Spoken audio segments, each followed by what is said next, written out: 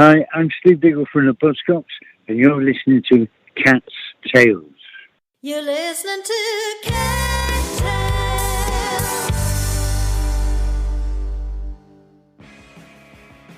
Hi, you're listening to CATtales, and I'm Cat. Founding member of Buzzcocks, one of punk's most seminal bands of all time that managed to fuse rapid-fire rebellious energy with pop craftsmanship, Steve Diggle is nothing short of a punk hero. With a plethora of hits under his belt, including the classics Ever Fallen in Love with Someone You Shouldn't've, What Do I Get? Everybody's Happy Nowadays and Harmony in My Head, Steve never imagined that he would still be flying the Buzzcocks flag some 45 years later. Steve talks about the loss of his friend and fellow band member Pete Shelley, how punk made people rethink their whole consciousness about music, the meaning behind the song that means the most to him, and the latest Buzzcocks album, Sonics in the Soul, due for release later this year. This is the one with Steve Diggle.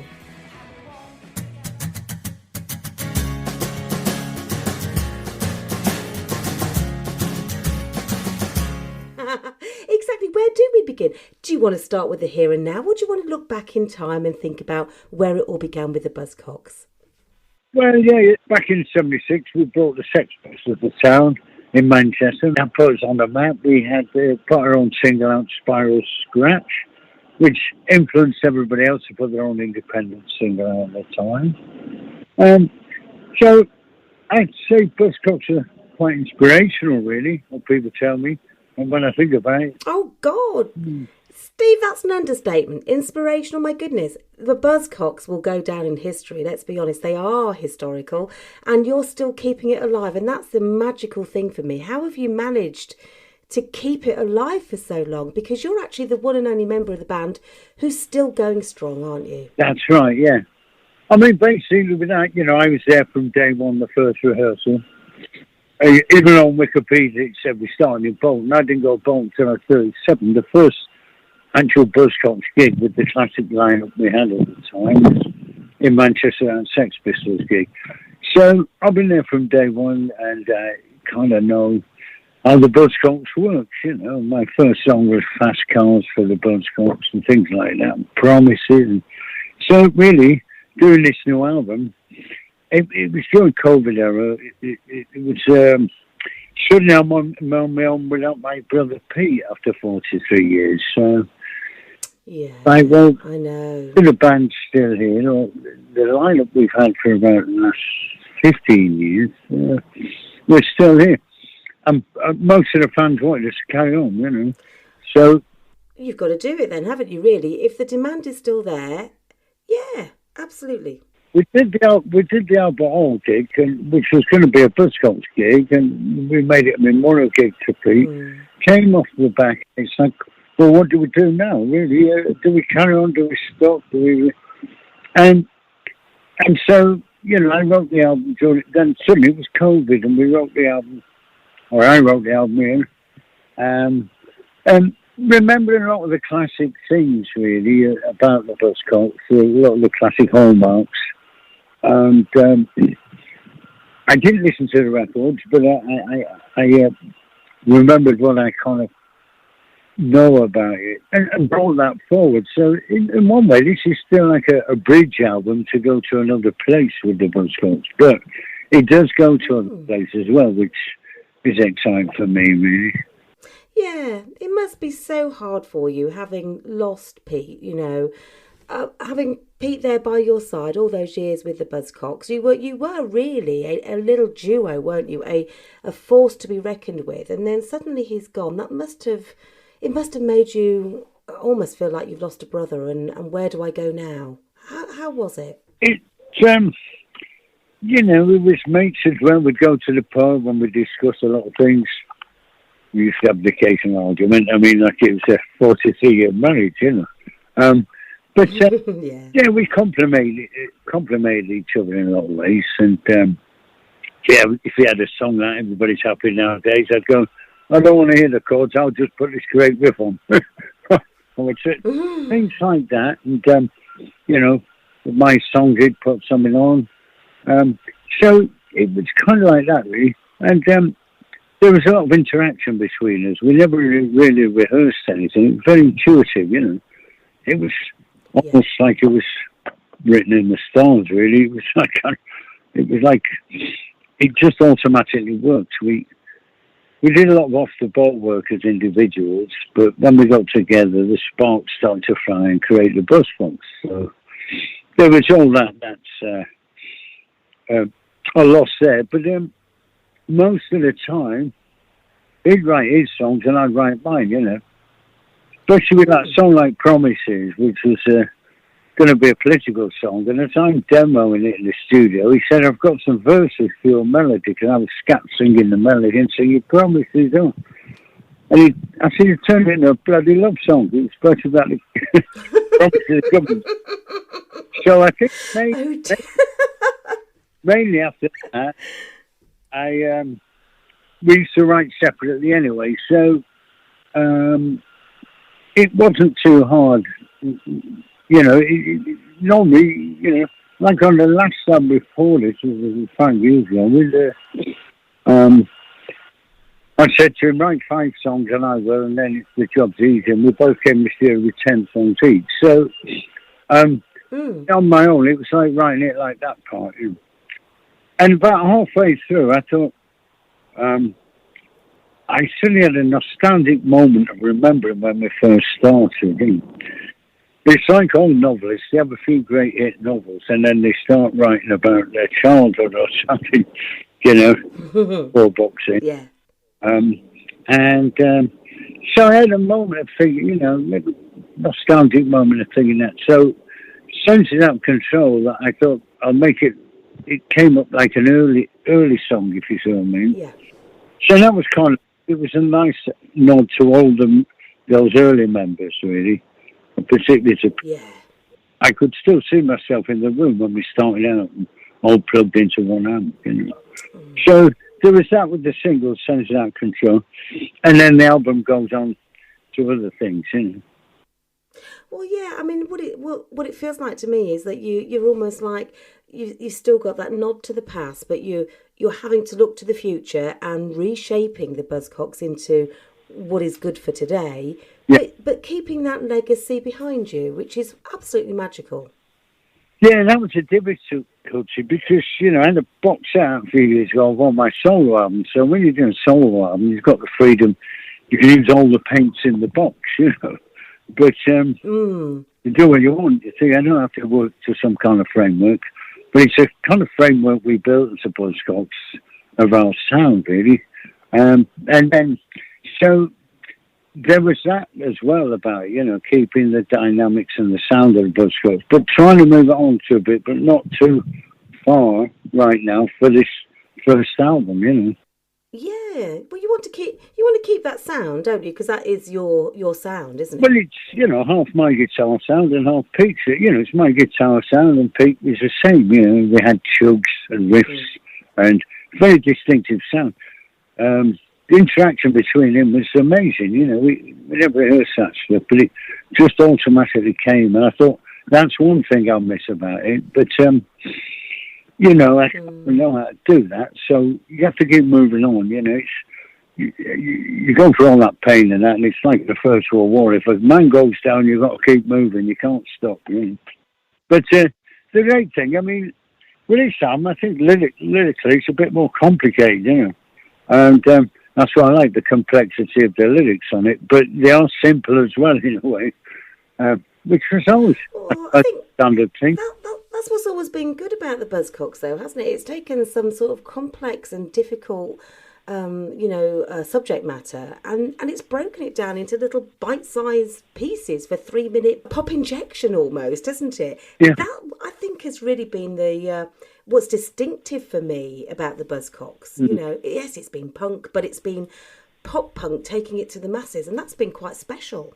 Yes, I mean, initially when we started, we was as punky as anybody out there. Probably invented a lot of it, you know.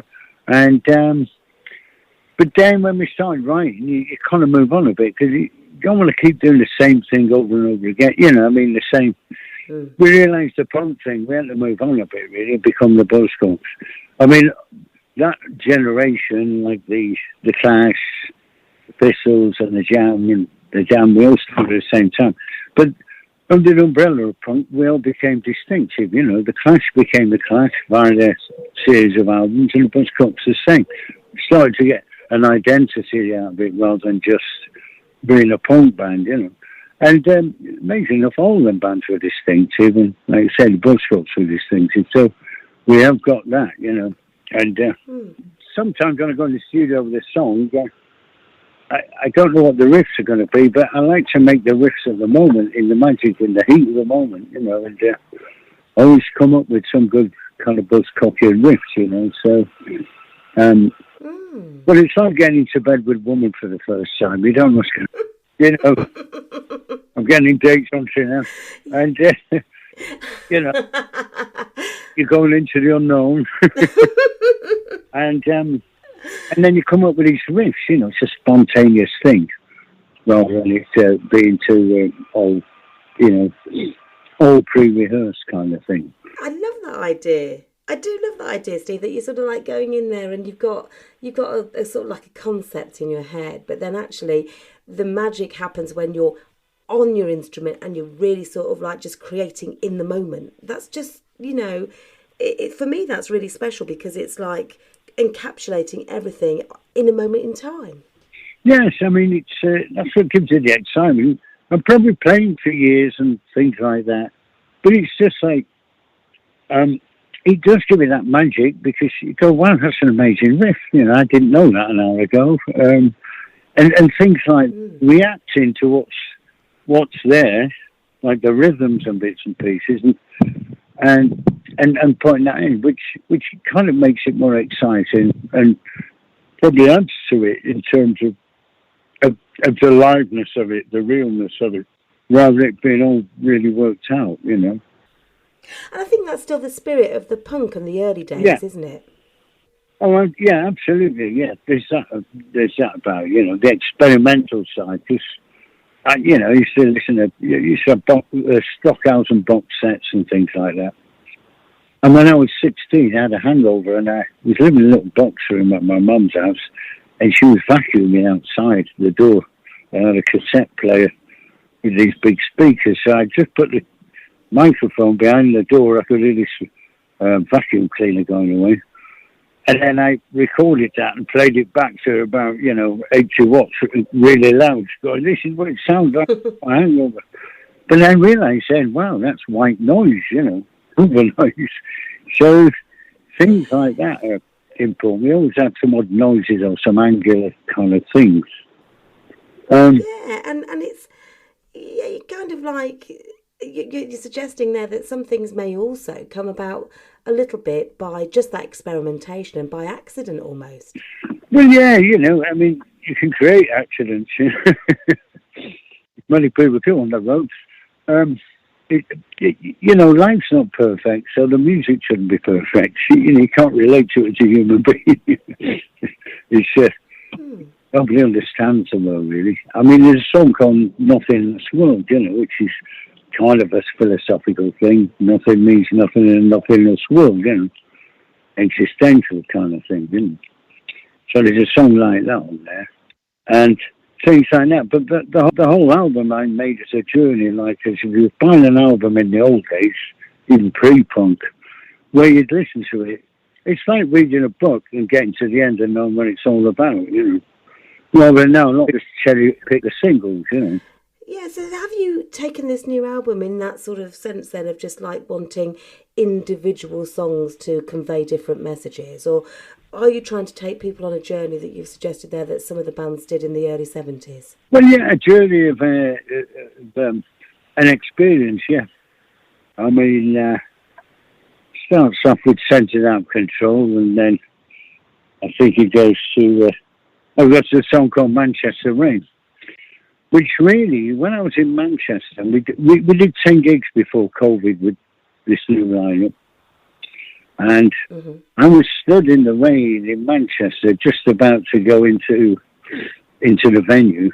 And there were some kids outside talking to me saying, we're going to form a band. And it was pouring with rain. I signed some records for them and stuff. And I was thinking, that was me years ago, you know. How lovely. The lines, you know, I was stood in the Manchester rain myself, but it's a metaphorical rain as well, I think, in terms of we all have our hopes and dreams. How do you get to them, or anywhere near anything like that? And I thought these kids were like me, you know, 40 years ago or more. And I saw myself there. I'm back in Manchester. I've been in London for 30 years. And that was it was a poignant moment, you know.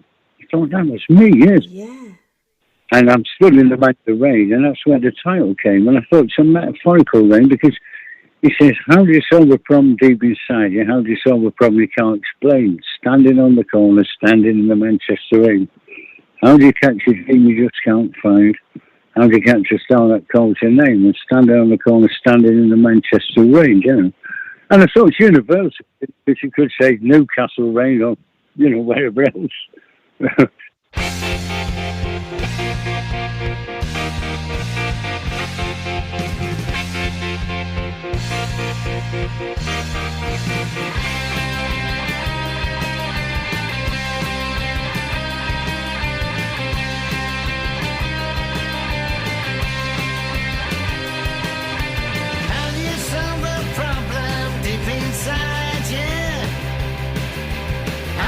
Solve a problem you can't explain. Standing on the corner, standing in the Manchester rain. How do you catch a dream you just can't find? Yeah. How do you catch a star that calls your name? Standing on the corner, standing in the Manchester rain.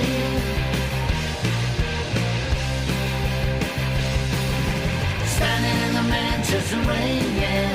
Standing in the Manchester rain. Standing in the Manchester rain, yeah. Standing in the Manchester rain.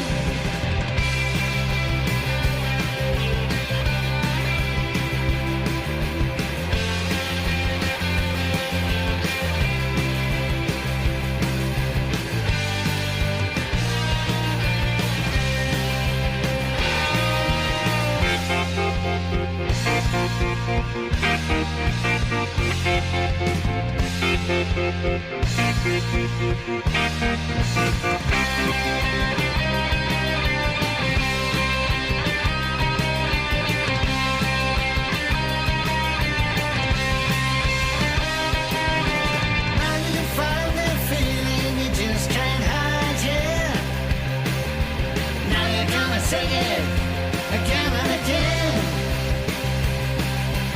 Standing on the corner, standing in the Manchester rain.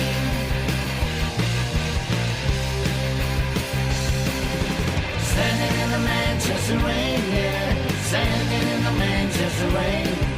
Standing in the Manchester rain, yeah. Standing in the Manchester rain. Standing in the Manchester rain, yeah. Standing in the Manchester rain. Standing in the Manchester rain, yeah. Standing in the Manchester rain. Hi, I'm Steve Diggle from the Buzzcocks, and you're listening to CATtales. That is so true for everybody, isn't it? You talk about hopes and dreams, and how do you move from one place to another? And yeah, metaphorically, there's rain around you, and could be your own personal problems and obstacles to overcome, and suggesting that the view there that you're looking at in terms of Manchester rain. That's so poignant, I think. Really. Yeah, we're all looking for it. I think we can all relate to it in that way. We've all stood in a Manchester rain or any town rain, wondering about our hopes and dreams or what we'd like to do, and it's having that Kierkegaard moment realization of finding it, You don't really find them all, but it's that really. It's a song of hope and spirit. So that's song 2, setting the menu out of like, okay, you've got your hopes and dreams and stuff like that. And then the next song is called "You've Changed Everything Now," which like you've been with somebody, somebody for a long time, and then they've changed. Either in a relationship or somebody you might work with or anything. you almost don't recognise them at some point. People change, you know. Mm. And all what you thought you knew about them, it's like it's suddenly gone. It's different. So that's about that, really. Change. You've changed everything now, you know. And the world's looking out of place, and the signs are written on your face, and it's me you want to replace. You've changed everything now, you know. And that's kind of a universal thing as well. And then we go on there, there's a song called Bad Dreams. We've all had the bad dreams as well, and it was during COVID I wrote that.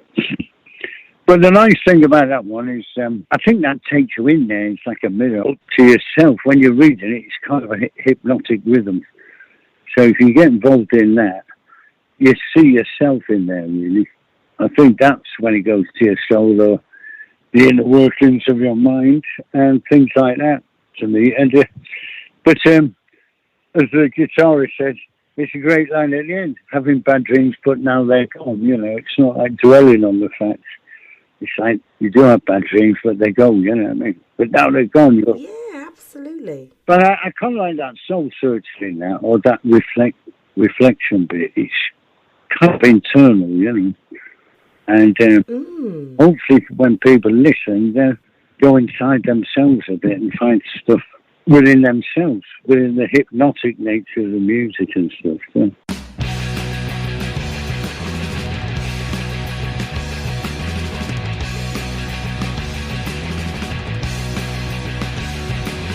Senses out of control.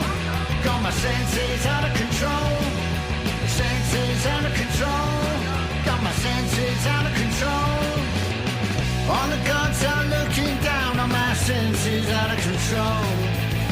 All my dreams have hit the ground with my senses out of control. She don't know where I've been. All confession still within. Wanna ride the tempest wind. Walking through a sea of clouds and my senses out of control. Making out with streams and sounds and my senses out of control. You don't know where I've been. A to B, I'm back again. Wanna ride the tempest wind. Got my senses out of control. Senses out of control. Oh, senses out of control. Senses out of control.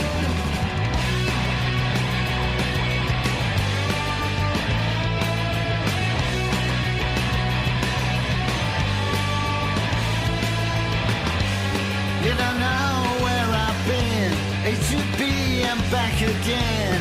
Wanna ride the tempest wind. Don't find my prison mind with my senses out of control. Just release the no good beast of my senses out of control. You don't know where I've been. A to B, I'm back again. Wanna ride the tempest wind. Electric charge to blow you in to the arms of raging sin. Wanna ride the tempest wind. Oh no, got my senses out of control. Senses out of control. Got my senses out of control. Senses out of control. Oh no, got my senses out of control. Senses out of control. Oh no, senses out of control. Got my senses out of control. Senses out of control. Control, control. Oh no, control, control. Hi, I'm Steve Diggle from the Buzzcocks, and you're listening to CATtales. So how then does that differ then from your solo work? Because you know it must be quite hard as a writer. I'm just putting myself in your shoes there to come up with something that is a distinctive Buzzcock sound, and yet you referred to your solo work earlier in our conversation there. I think you've done like 5 solo albums, haven't you? So you've done a good body of work there. How does it all differ? Well, with the solo stuff, I bring, like we were saying, I think Jean-Paul Sartre, Unhappy Childhood, lots of other people, you know, they sort of, I brought a lot of my, I still have a bit of the Buzzcocks influence in the solo stuff, but I also brought all my kind of 60s influences growing up and stuff like that, you know, free it up a little. And so I just kind of put a different hat on for that, Particularly, it's the kind of thing where it's like, well, I'm Steve Diggle now, and I remember growing up with the Kinks and the Beatles and Bob Dylan and stuff like that. And let a bit of that through in a way, It's not completely conscious, but it's a bit more melodic than punky, if you see what I mean. Quite a lot of it. A bit more sort of, say 60s melodies, but that kind of thing, that kind of writing. So then you feel like a different person, because there's many different persons, and different days you wake up, you feel like you're somebody else sometimes, and you feel a different, you feel a different way than you did 2 days ago and stuff like that. So there's always a lot of thinking behind. I mean, my first solo album, Some Reality, I wrote it all, and that had a lot of things behind it. Each song was sequenced in a way where that was a journey, and we went in and recorded them exactly as it came out, which was like, that's that. Now we're on to this one, now we're on to that. Because I kind of like that. Then if people read between the lines, they get this notion of the whole album then, which hopefully is a full experience then, Yeah. And I love the fact that you're, referring back to your early days, growing up in the 60s and a guy from Manchester. And I mean, how does a guy from Manchester end up meeting Malcolm McLaren and ending up in London and then, forming the Buzzcocks? I mean, how does that journey happen? Because it's almost like unbelievable at the time, isn't it? You're in Manchester, it's all happening in London with the punk scene. How did it come about? Yeah, I mean, it looked completely impossible, actually. It seemed easier to go to... I didn't even think I'd ever been to Paris, couldn't afford to go on a school trip at school to Paris. Only the rich ones went. But, well, even then, I thought, well, you can see the sun, and if you're in that room with a light bulb, you start thinking, and, you can travel far inside yourself. So, them kind of things. And, if I'd have been on the other side of the street, I wouldn't have met Malcolm McLaren, and he wouldn't have introduced me to Pete and Howard. So I still can't work out that to this day, because, like a lot of people, I had no chance in life of doing anything. I wasn't really thinking about being a musician, because it seemed, particularly in those days, it seemed impossible, Yeah. And also, the kind of musician I wanted, I didn't want to just be like playing and go, that's great music, man. I thought, I'm sure there's something to say here, what I mean? And when I saw the Sex Pistols in that gig, I thought, that's the place for me, You don't have to play very well. You can get on the stage and tell the world to fuck off. Like, you're confronting the audience rather than just entertaining them. Yes. Which in one way was like a bit of bravado to hide your musicianship, but you realise then it was about creating the magic with the audience, Over the years of playing, I realised that, never mind what I'm doing, I'm interested in what you're doing out there, which people at ease. Sometimes I used to put my guitar up like a guitar hero and see 2 girls on the phone. I'm going, I saw you there, what did I And they can't believe it, but it dispels that us and them kind of thing, And kind of relates to people in the Holy Church of rock and roll, It's like, provides a good feeling, It's like, look, this ain't the stage act. We've got an hour and a half to do what we're doing. Let's exchange all this magic, There you can see the devil, God, or whatever you want to see in that room, So all the magic of that, really, and the inspiration. Hopefully people come away inspired by things and go, wow, I can do that. Or, even a road sweeper, I sweep the road in a different way now. I've got spring in my step, things, Yeah. Oh, yeah, I love that, Steve. I love that idea of that, inspiring people to do something different, because you're standing up there and you're making it happen and connecting with the audience and doing something different. And I think, just looking back on the stories I've heard about the Buzzcocks and what the whole punk scene and everything at the time, the whole thing was really a lifestyle, wasn't it, as well? It wasn't just about a performance. It was encompassing everything in that way. Absolutely. I mean, I think, you know, with Buzzcocks and some of them other, you know, and the Pistols, Clash, you had to rethink your whole consciousness about what music was doing for you, you know. It wasn't just simply tapping your foot to some nice tune, you know. It was your life, not just our lives. We was only putting a question forward. We didn't have the answer, but it's not about the answer, it's about the question, really. And I think the solid fans kind of, you know, get that from us a bit, you know. We're like them, we're just thinking about the human condition, you know. So they can kind of relate to you that way, you know. It's like we're singing real things. Sometimes I hear some of the songs, it's like, just imagine me in the early days, imagine me and Pete in the pub when we're having a chat with you through the speakers. You know, there's some kind of notions about it. So it just touch on the human condition and the relating to people, you know. Yeah, I can see that, and I'm like, and it does feel sort of really all encompassing in terms of like that connection with the audience, because they understood exactly what you were saying, and they still do now because they've all grown up with you, haven't they? Yeah, and it's not just selfishly making a nice song to have a hit, you know. You know, there's some great songs like that, but it's about them people making a great hit and something, and they don't really care about you, and, you know, it's all about them, you know. But, yeah, which is fair enough in some ways, but it's like, don't exclude the listener, you know. But, you know, life's, like I say, as a kid growing up, you've got nothing, you know, your life and your soul's empty, you know, it needs filling with something to help you carry on through life and stuff.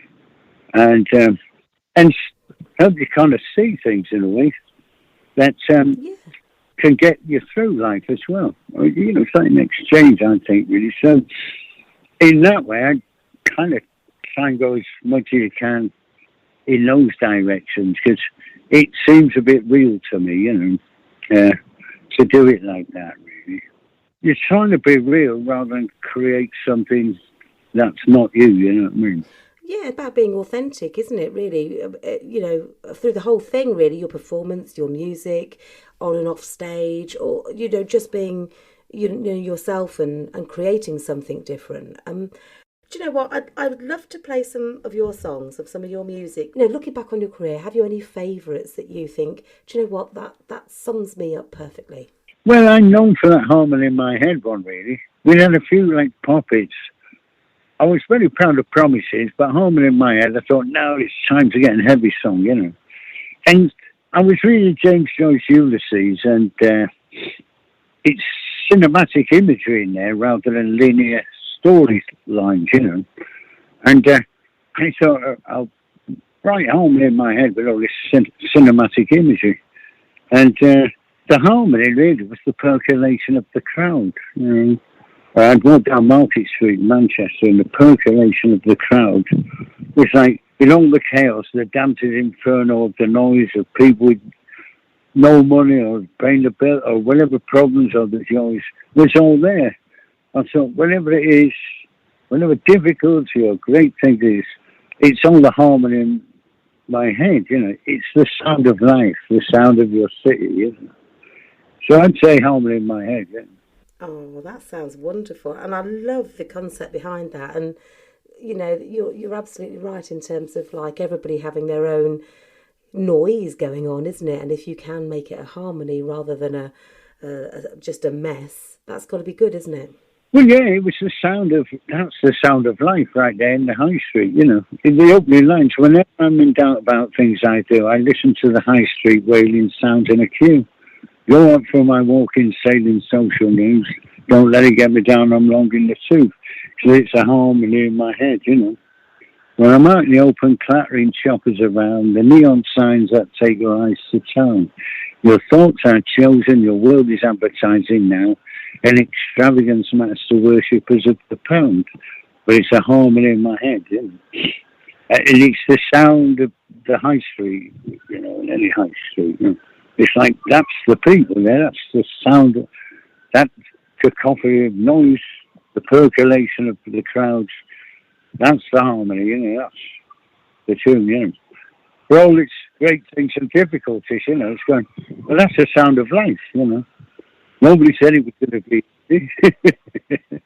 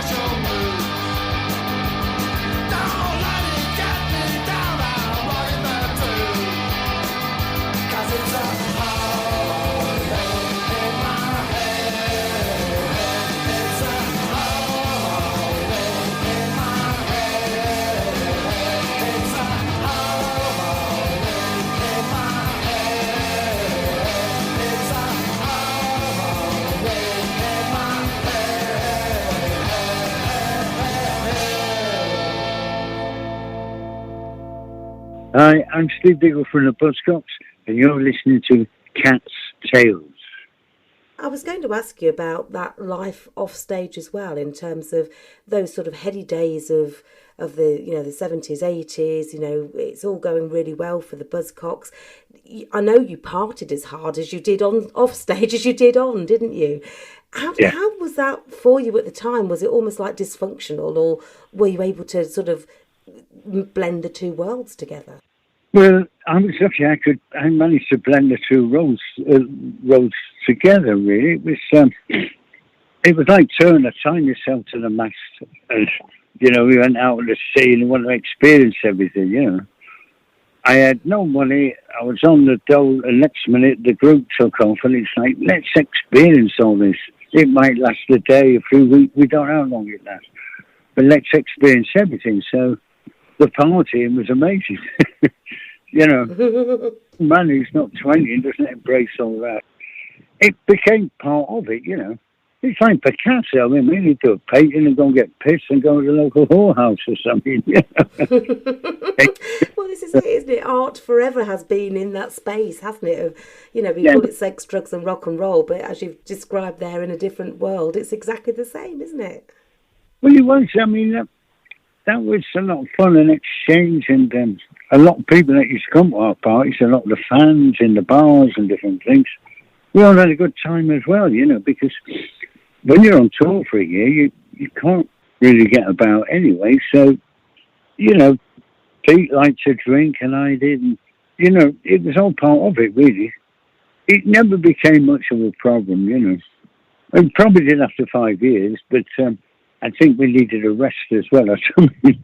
But it was, I don't know, the human mind can go a long way, I've been to the edge and back a few times, but it's like nice to go there and find out the world's not flat.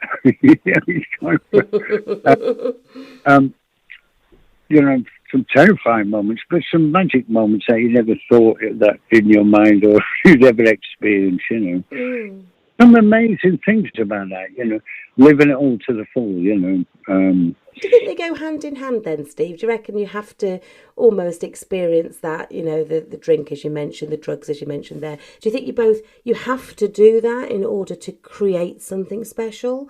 Or do you just think it's a byproduct of the creation? Well, I think it's a bit of both, really. I think it's a personal thing because some people go back and go and sit in the room after the gig, Yeah.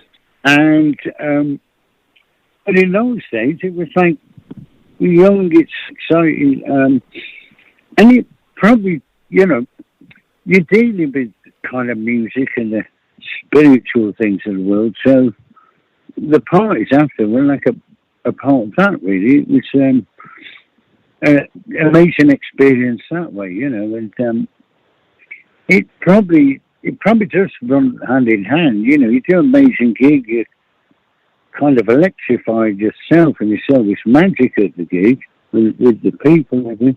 And then when you go back to a nightclub, as we did then, or the hotel, we just had a great time doing that, I mean, we kind of pushed it to the limits. Some crazy sound to America. You don't conquer America, it conquers you, but it's worth having a go. That's true. That's so true. Well, and you're still here to tell the tale. Worth getting life existential boxing and giving it a go, even if you know you're going to lose. I mean, that happened to with Muhammad Ali, They still got in the ring. They knew they wouldn't probably win. But, the world loves a try. And it was, embracing all that stuff was just incredible because you think, wow, I'm in a hotel drinking champagne and that. And it wasn't for the status symbol of that. It was just like sometimes, like before a show, you couldn't drink 5 pints of beer as we used to. There wasn't enough time. So kind of got you a bit merry sometimes that way, But it wasn't for the status symbol of champagne, really. I used to say, me Pete backstage say, here's your medicine.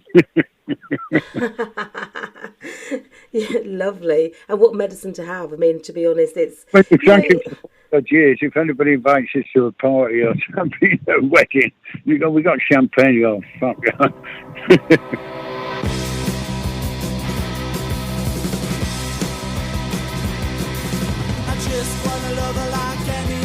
What do I get? I only want a friend who will stay to the end. What do I get? What do I get? Oh, what do I get? What do I get? Oh, what do I get? I'm in distress, I need a caress. What do I get? I'm on the make, I just need a break. What do I get? What do I get? Oh, what do I get? What do I get? Oh, what do I get? I only get sleepless nights alone here in my hospital bed. The interest in the time I tried. I wish that only happened to me instead. What do I get? Oh, what do I get? What do I get?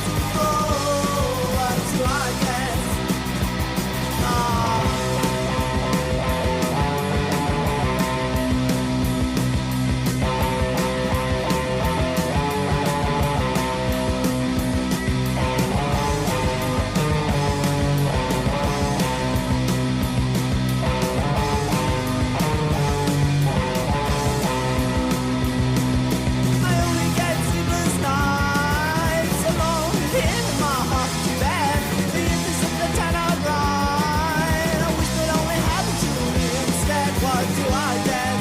Oh, what do I get? What do I get? Oh, what do I get? I just wanna love like any other. What do I get? I only wanna follow love to the end. What do I get? What do I get? Oh, what do I get? What do I get? Oh, what do I get? Well, let me tell you now. What do I get? What do I get? What do I get? No love. What do I get? No sleep at night. What do I get? Nothing that's nice. What do I get? Nothing at all, at all, at all, at all, at all, at all, at all. 'Cause I don't get you.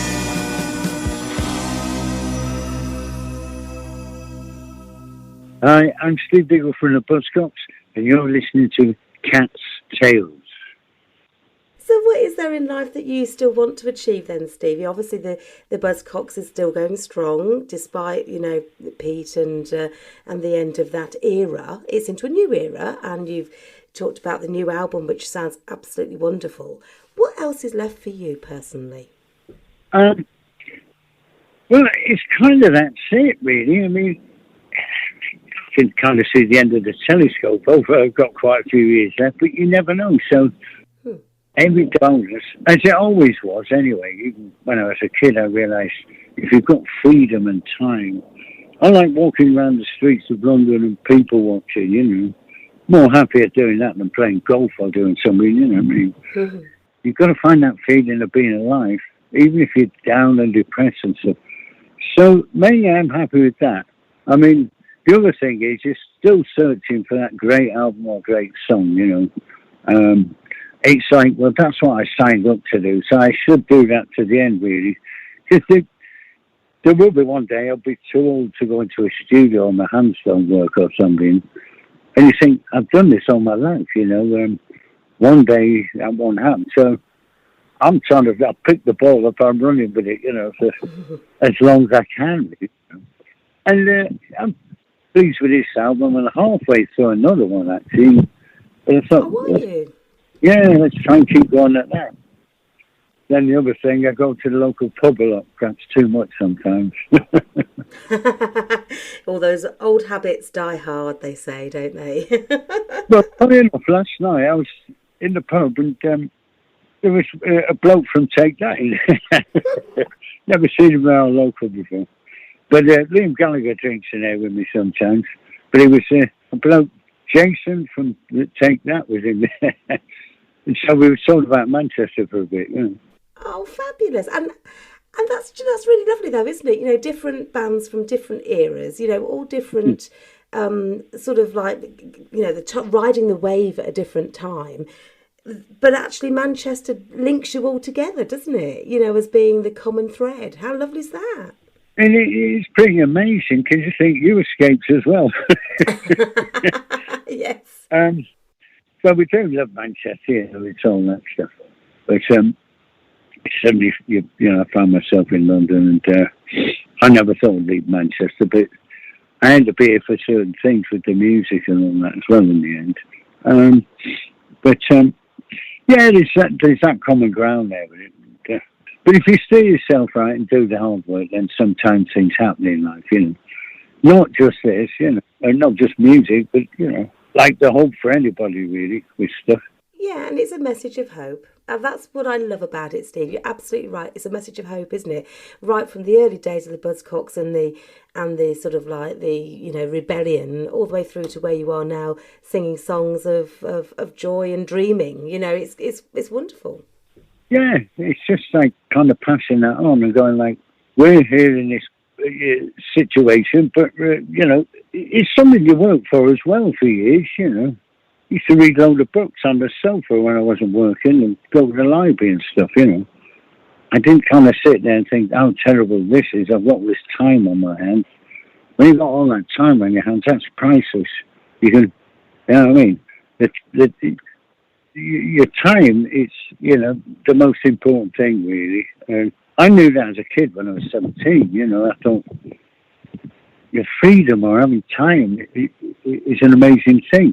Even when you're bored, you know, I got professional at being bored, you know, but I'm thinking, I'm being bored on my own terms, you know. Yeah. But do you know, you're right about the time thing though, Steve, because I always look at it that the time is the most precious gift that you can give somebody. If you're sitting there giving somebody your time, it's the gift of life, isn't it? And, you know, even our conversation now, I feel so, you know, so thankful that you're giving me your time to talk to me. And you know, it's part of your life that you're giving me. It's so precious, isn't it? Well, it is, but I'm just saying to other people as well. It's like, don't think, you know, if you've got a lot of time in your hands, don't just go down and be bored with it, you know. I think what Amy said about life's deep sea divers, you know. I mean, I used to think, oh, I'm going to be bored and down for about 3 days, and you'd go down, but you'd find things within yourself. And then when you come up, you go, what was I worried about? I feel great again now. But sometimes, you know, them biorhythms where you have to go down to find out who you are or what you're looking for. And when you're coming up, it's great, you know. But 3 days later, why was I depressed and down or something, you know? And I think everybody kind of goes through that. But if you know you're on that journey, then use it, you know.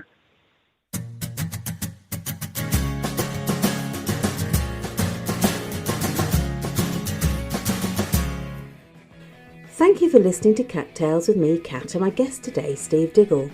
The tracks featured are the classic tracks Ever Fallen in Love with Someone You Shouldn't Have, What Do I Get, and Harmony in My Head, along with Manchester Rain and Senses Out of Control from Buzzcock's new album, Sonics in the Soul.